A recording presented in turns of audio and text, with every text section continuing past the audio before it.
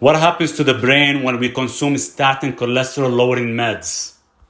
The brain has the highest level of cholesterol in the body. It contains 20% of whole body cholesterol. In addition, the human brain is nearly 60% fat. You will experience brain fog, memory loss, liver damage, allergic reaction, major deficiency in vitamin D and CoQ10. Also, blood clots in the legs could be a possibility. Now, if you must continue taking cholesterol-lowering medication, you should definitely take vitamin D up to 10,000 IU per day, 300 milligrams of CoQ10 or 200 milligrams of ubiquinol, a vitamin E complex, all 8, vitamin A, vitamin K2. Now, if you've noticed, lots of the fat-soluble vitamins are depleted, causing your mitochondria to malfunction.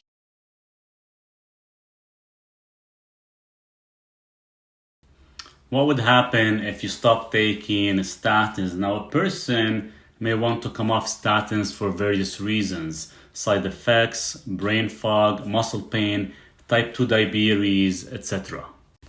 This is a very complicated question because it depends. This is looked at per individual, as multiple tests are required to reduce complications.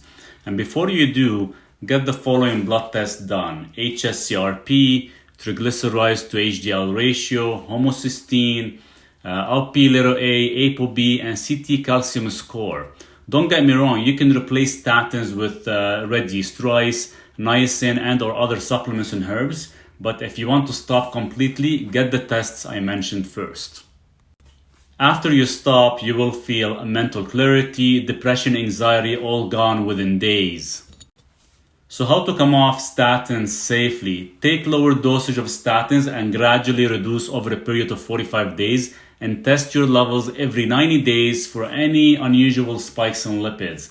Keep a diary of the food you eat to find out what is affecting the numbers, and or get a microbiome test to ensure you are eating proper food recommendation without the cause of lipid oxidation.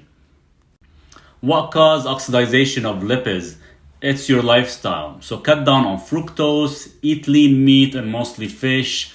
Don't mix sugars and fats causing glycation. Keep an eye on electrolytes and B complex levels. Add omega-3 to your diet if unable to consume fatty fish 3 times a week.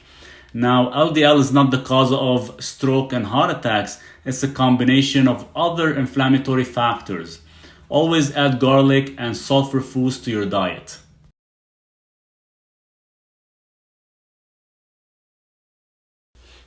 A better way to support your heart. If statins work for you, they do so by reducing inflammation, not because they lower cholesterol. Statins block the production of mevalonate, leading to inhibition of platelet clumping and reduction of inflammation in the artery walls. However, simple changes in the diet can achieve the same effect without also cutting off the body's vital supply of cholesterol. 1. Avoid trans fats known to contribute to inflammation. 2. Avoid refined sugars, especially fructose, known to stimulate clumping of the blood platelets. 3. Take cod liver oil, an excellent dietary source of anti-inflammatory, vitamin A, vitamin D, and EPA. 4. Eat foods high in copper, especially liver. Copper deficiency is associated with clot formation and inflammation in the arteries.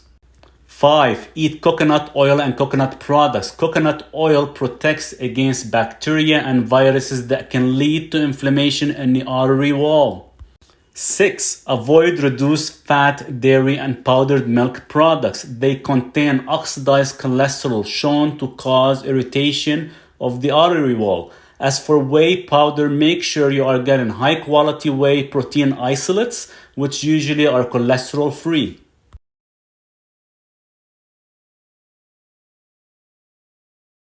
Saturated fats, are they dangerous? Yes and no. It depends. Once you consume saturated fats, we have seen that LDL numbers tend to spike. It says when your LDL levels spike on a low-carb diet, could be a good thing, but from multiple testing over the years as well, it could be a bad thing. The size of the particle is irrelevant. If your arteries are already damaged and or you have a stent, then saturated fats could be dangerous because when consumed, they tend to increase your LDL levels, causing more cholesterol and calcium to bind to any damaged arteries, trying to repair but causing more blockage. And if your arteries are clean without any damages by confirming with a CT calcium score scan, then saturated fats are not dangerous at all, nor they cause a threat. If anything, they will repair, heal, and maintain a healthy individual. As I said, only after confirming with a CT scan, and should be done at least yearly to ensure there is no damages. Damages occur from deficiencies of minerals mostly. Certain foods that are not biologically designed for us to consume tend to cause these deficiencies. In addition, heavily processed foods cause glycation, aging your arteries at a faster rate. And of course, if it's hereditary, your Lp(a) would be above 30. As someone like myself and roughly about 33% of the population would have a heart attack at an early age.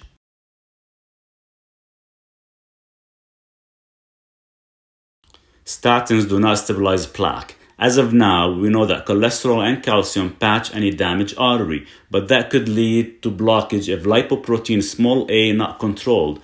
In my previous video, we spoke about keeping it controlled and low. Another issue we come across is stability. If plaque is not stable, they could break, causing stroke and or heart attacks. There is a simple blood test you can get at the lab and or order at home and send it out for results. I do have the link attached within my bio for testing. The blood test called MPO stands for myeloperoxidase. Now MPO measures levels of an enzyme that oxidizes LDL. Not to scare you here, but at least 50% of all heart attacks occur in people with normal cholesterol levels because of vascular inflammation and not cholesterol. That is why I mentioned numerous times in previous videos, cholesterol is not the main issue here. Levels for MPO testing should be between 0 to 469 picomoles per liter. If you are above, you could be at risk. Please don't forget to follow and like for more tips.